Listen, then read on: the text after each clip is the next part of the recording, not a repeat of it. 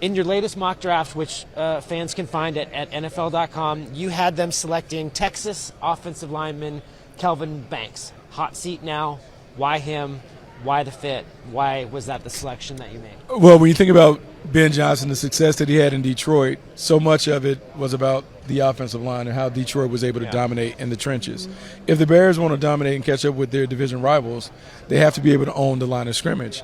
And for all of the great things that Caleb Williams can bring to the table, he can do nothing without protection.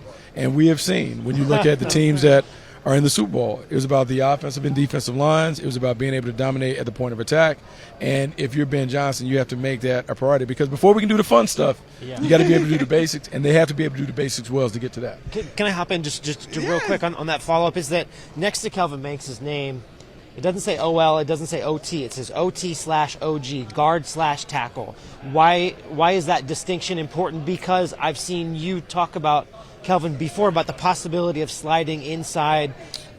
Well, I think, kind of explain that a little bit. I think now the way the league is looking at these guys at the top is your goal for the team is to put your best five on the field.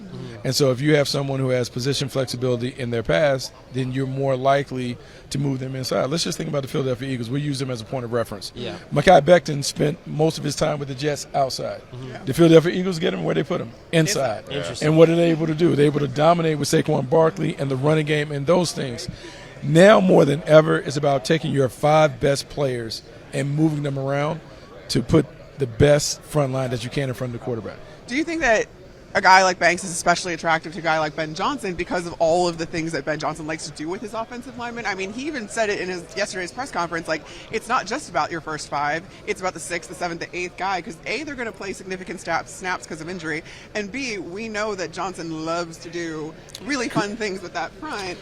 Does that make a guy like Banks more appealing? Yeah, I think it does. I think anytime you have position flexibility, you certainly want that. But I think also it's a new time at the point of attack. You have to be able to be athletic. You have to move around. You have to have kind of that nasty mauler, brawler stuff while also being a nimble dancing bear. He has all of those things.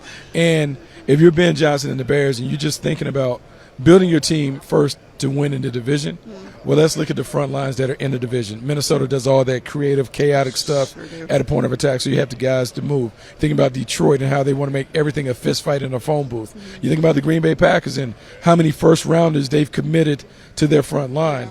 You have to have pedigree to be able to compete against those teams, and I think that's a big part of what you want to do when you're in the draft process.